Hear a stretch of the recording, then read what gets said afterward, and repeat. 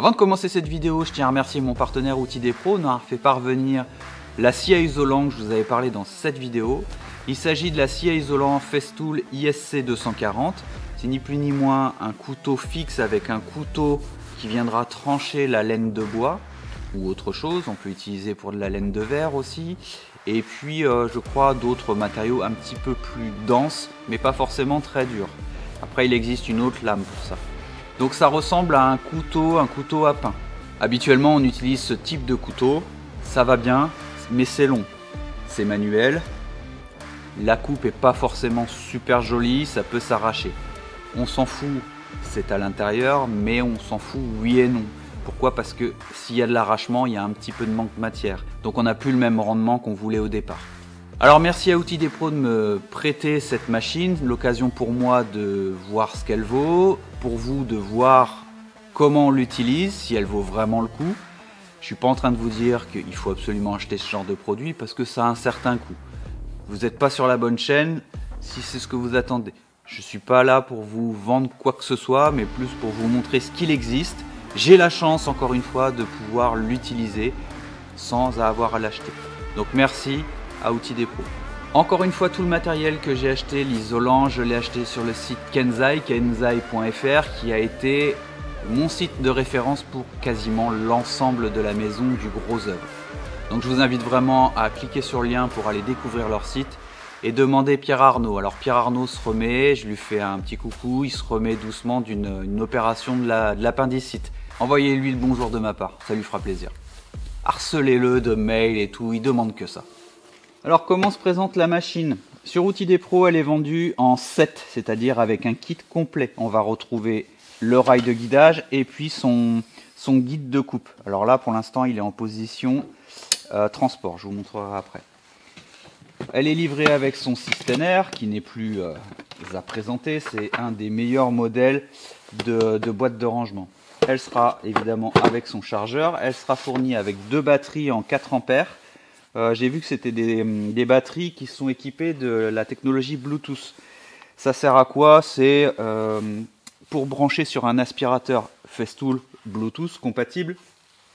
Et quand on veut utiliser pour aspirer, on appuie, on appaire le Bluetooth des batteries à l'aspirateur et ça met en route l'aspirateur tout seul une fois qu'on appuie sur Power. Donc il y a aussi fourni, ça c'est un carter de protection qu'on viendra mettre ici, mais ça servira pas dans mon application, c'est-à-dire que ça sert pour les isolants durs. Donc pour le coup, vous le verrez pas, je le mettrai pas en place. Ensuite, on a un petit chariot pour se déplacer et ça viendra en complément du guide de coupe. Alors, on vous montrera après comment ça se présente. Voilà comment est la machine. Alors, comme d'habitude, Festool, c'est assez ergonomique. On a l'impression de l'avoir toujours utilisé, ça se prend bien en main. Ils ont mis une sécurité, il faut appuyer 2 fois pour la mettre en route et ça évitera les départs intempestifs. Ici, on a la lame. Alors, elle est déjà un petit peu avec de la laine puisque j'ai fait un essai. L'essai qui n'a pas été concluant parce que j'ai pas fait le réglage que je vais vous montrer après.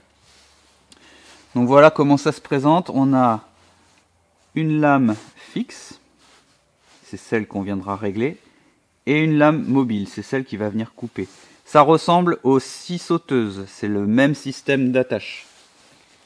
Donc pour mettre en place la lame, on s'assure que ça soit bien ouvert à ce niveau-là. On tire un petit peu la lame, mais on fait attention à ne pas venir toucher les dents puisque ça coupe très très bien. On vient enfoncer à fond et on descend jusqu'à l'ergot qui est ici. Et un système de quart de tour. On vient verrouiller. On met le clip de sécurité. On serre tout ça pour que tout ça ne puisse plus bouger. Et voilà, c'est mis en place. On fait attention. La partie mobile ne dépasse pas trop de la partie fixe dans mon cas. Donc je vais venir régler cette partie-là ici. Donc, en ayant le bon tournevis, j'avais pas le bon, on vient tourner légèrement ici pour faire remonter ou descendre la partie fixe. Alors moi je vais la descendre, voilà, ici. Une fois le réglage fait, on va pouvoir procéder à la coupe. Mais avant ça, je vais vous montrer le petit guide là. Donc là, il est en position transport. Ça permet de l'utiliser soit sur une table, soit par terre. On vient déverrouiller un petit peu ici. On ressort un peu du rail. Et on vient se mettre en butée. Tac, on vient serrer ça. Et là, on est parfaitement bien aligné. Ici, on a une butée de réglage un peu à l'image des scies à format, avec une graduation ici, et ça nous permettra de faire des coupes répétitives. Si par exemple, je veux toujours une coupe à 40, je me place ici, je mets ça, mon bloc de laine de bois, je viens l'installer, j'aurai toujours une coupe à 40. Pour utiliser justement ce guide, on va utiliser le petit rail en question, qui vient se mettre de façon très simple, hop, au bout de la machine, on verrouille, et c'est parti. Et voilà, ça s'utilise comme ça.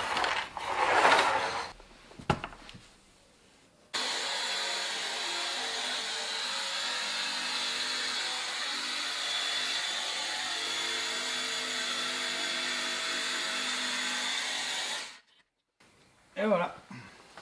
Donc là on a une belle coupe. Nickel. Bon allez, ça va aller. Bon, ça coupe pas comme dans du beurre non plus, hein. Il faut forcer un tout petit peu. Mais au moins on a des coupes très très jolies. Allez. Vous avez vu derrière moi tout le paquet d'isolant que j'ai installé. Donc je vous propose dans cette vidéo de suivre avec moi comment je vais poser tout ça. Va se succéder la pose de la laine de bois en 220 mm qui ira dans la partie ossature. Il y aura une partie en 145 qui concernera le garage. Par-dessus ça, enfin par-dessus, toujours vers l'extérieur, je viendrai rajouter de la fibre de bois. Fibre de bois, c'est ni plus ni moins de la laine de bois qui est compressée, qui a un meilleur rendement, qui a un air plus important, mais qui est aussi beaucoup plus cher. Donc la fibre de bois viendra par-dessus. Ça me laissera le temps d'installer le pare-pluie par la suite. La laine de bois ne supporte pas la pluie, l'humidité. Donc, je vais faire certainement petit pan par petit pan. Je vais faire laine de bois, fibre de bois. Alors, ça a beau être des produits naturels qui grattent pas, qui piquent pas. Je mets quand même des gants. Ça, c'est pour moi. En plus, il fait froid. Mais je vais m'équiper, je vais quand même m'équiper, même si je suis à l'extérieur, je vais m'équiper d'un masque anti-poussière. Parce que ça a vite fait quand même de rentrer dans les nez, dans la gorge. Ça gratte et je suis pas sûr que pour les poumons ce soit très bon.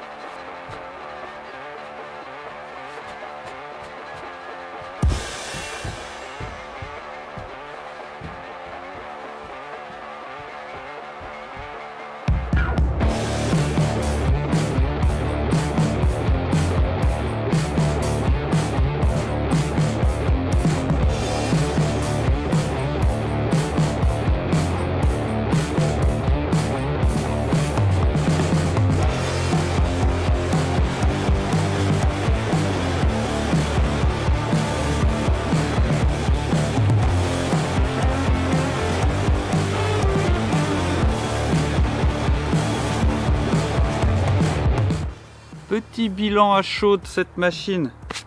Je sais pas si c'est parce que l'isolant est épais, mais je galère. Alors est-ce que je m'y prends bien? Je sais pas. Toujours est-il que j'ai quand même pas mal de mal à l'utiliser. Voilà, c'est à savoir.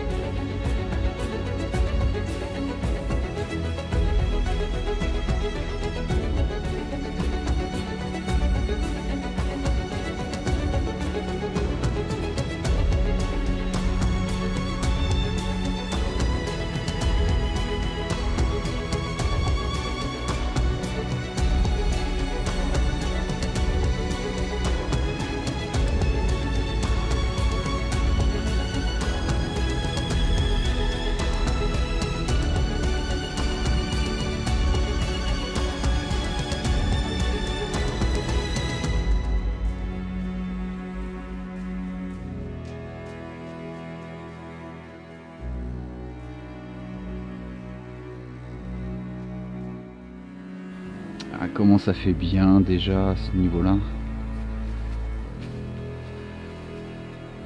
Donc j'ai juste vissé pour faire tenir en attendant.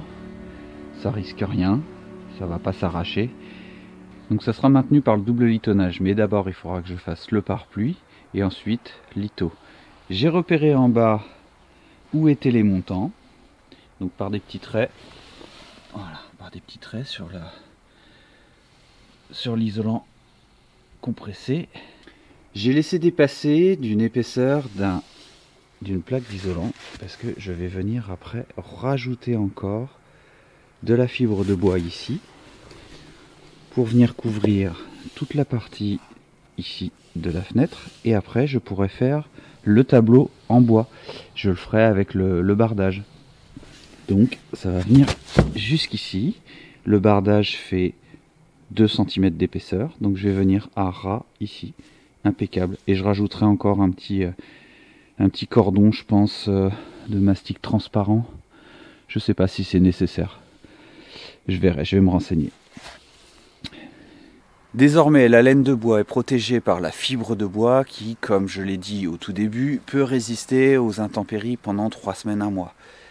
Alors c'est pas non plus de la pluie constante, hein. Ça va être des gouttelettes d'eau qui vont venir. Donc je vais quand même pas tarder pour mettre le pare-pluie. Mais voilà, je peux déjà faire tout le tour de la maison comme ça. Il fait très froid aujourd'hui, très très froid. Hier avec Fred on a installé la laine de bois qui est ici, celle-ci est en 220, celle-ci en 145.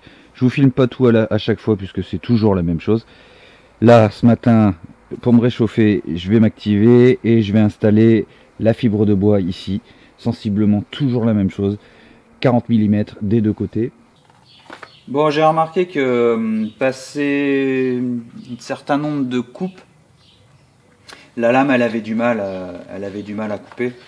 Je vais utiliser un petit affûteur comme ça là pour retrouver un petit peu de mordant à la machine.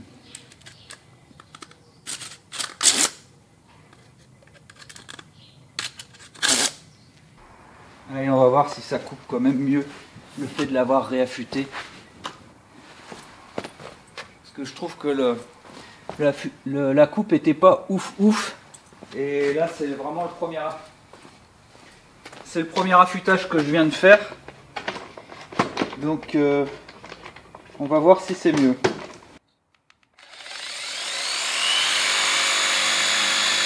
Ah, ça n'a rien à voir.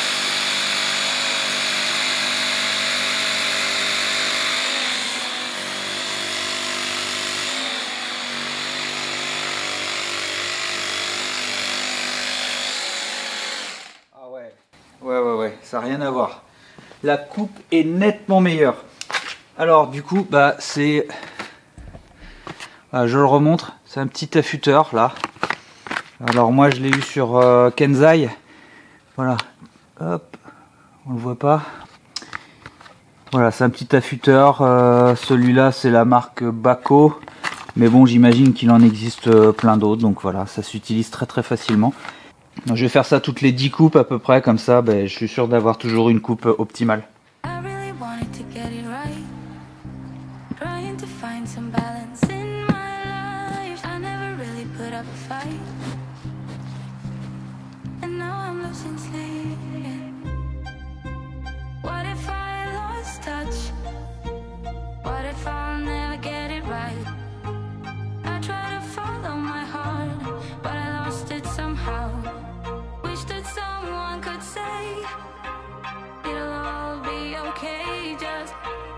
Listen to me as I say, listen to me as I slow it down. Dreams still yours if you want it. Enjoy the ride, 'cause those ups and those downs is what makes it worth it. Slow it down. Dreams still yours if you want it. Enjoy the ride, 'cause those ups and those downs is what makes it worth it. I never left a stone unturned.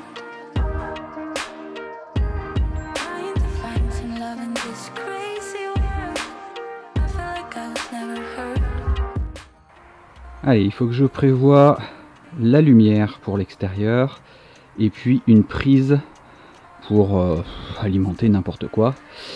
Donc j'ai laissé une petite place là-haut, je vais faire 2 trous de diamètre 20, je vais passer 2 gaines en attente et je mettrai une boîte de dérivation pour la lumière puisque je pense que je vais mettre 3 lumières, une ici, une au centre, une là-bas, comme ça me couvrira un maximum, ou alors je mettrai au-dessus des fenêtres, ici et là-bas, ce sera à voir, donc c'est pour ça que la boîte de dérivation ira très bien, et puis une deuxième boîte de dérivation, et puis la prise je pense que je la mettrai par ici. Allez, on va faire ça. Petite précision, petit changement par rapport à ce que je vous ai dit dans une précédente vidéo. Je vais installer un frein vapeur. Alors je vais installer un frein vapeur parce que j'ai rajouté 40 mm de laine de bois à l'intérieur. Pourquoi? Parce que j'avais pas pensé à quelque chose. C'est-à-dire qu'à partir du moment où je mettais les 80 mm de laine de bois, si je partais sur un montant de 48 plus une plaque de plâtre en 13, ça allait, c'était pile poil, j'arrivais quasiment à fleur de ma fenêtre. Or, un grand vide d'air dans ces montants aurait été, donc le vide d'air peut être intéressant, mais sauf pour le côté sonore. D'une pièce à l'autre, je vais entendre ce que dit l'autre. Alors déjà que je vais faire quelque chose au niveau du plafond pour vraiment que le son se répercute pas d'une pièce à une autre, et ben c'est pas pour avoir la même chose au niveau des murs périphériques.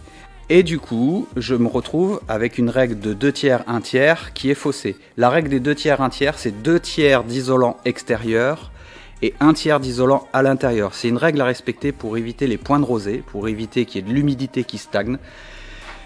Du coup, je mets un frein vapeur pour éviter ça, pour vraiment couper cette vapeur, plus que ce que l'OSB pourrait faire.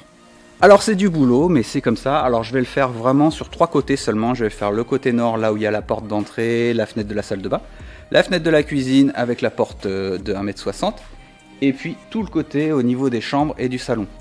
Parce que c'est là où j'ai le plus d'épaisseur. Au fond, là-bas, j'ai pas de fenêtre, donc je peux rester avec une isolation au total, avec rail plus plaque de plâtre, à 11 cm.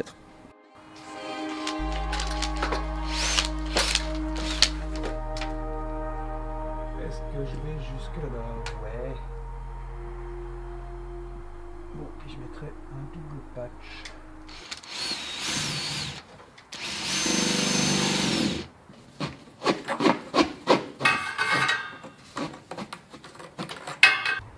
Impeccable ça. Ça c'est impeccable.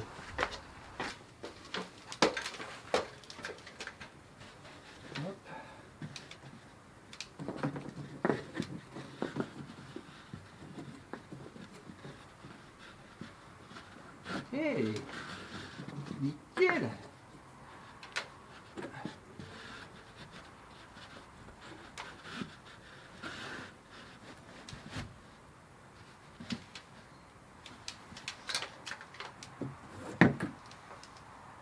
Voilà, maintenant que cette partie est terminée, je vais tout de suite faire.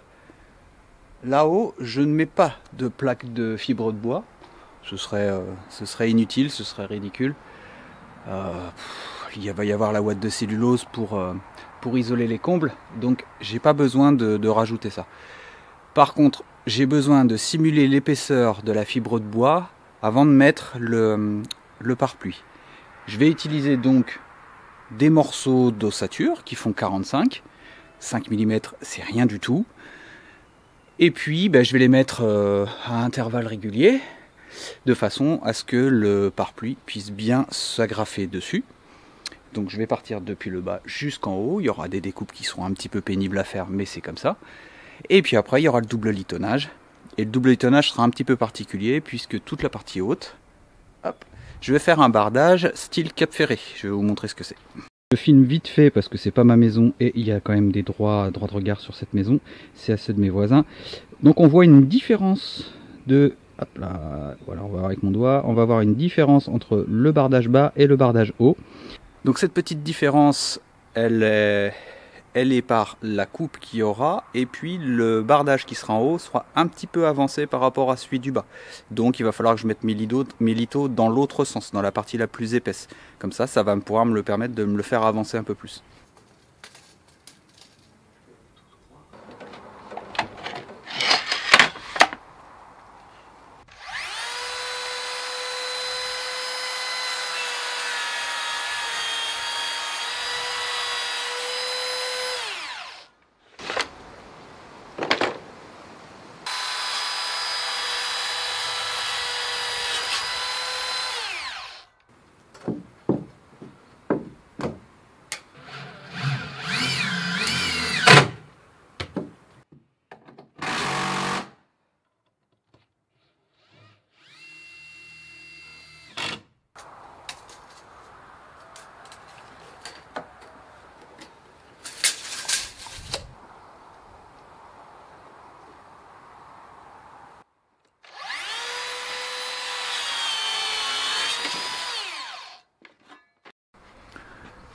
Allez, on continue. Cette fois, on s'attaque à la partie porte de garage. Donc là, ça va être beaucoup plus simple que l'autre côté. J'ai pas besoin de mettre d'ossature pour simuler l'épaisseur de la fibre de bois, puisqu'ici, je vais pas en mettre. Je vais pas en mettre parce que j'ai pas beaucoup d'avancée de toit. Je trouve ça joli, donc j'ai pas envie qu'on la voit pas du tout. J'aurais dû en mettre plus quand j'ai fait l'étude avec le charpentier. Bah tant pis, de toute façon de ce côté-là, il y en aurait eu vraiment que là. Donc ça sert pas à grand chose, étant donné que les portes de garage, elles sont pas super épaisses. Donc la plus-value de mettre de la fibre de bois, elle est pas grandiose, donc j'en mets pas. Donc là Fred est en train de réagrafer vite fait la bande d'arras sur la lisse basse. On avait désagrafé parce qu'à chaque fois la pluie elle venait se mettre dedans, et puis ça engorgeait la lisse basse d'eau. Donc là ici il faudra que je le fasse pour vraiment éliminer toute la flotte. Donc là objectif, isoler toute cette partie là avec de la laine de bois en 145. Tout de suite après on met le pare-pluie. Le pare-pluie va aller jusqu'en haut au pignon. On va tout bien couper, tout bien scotcher, et après hop, litho.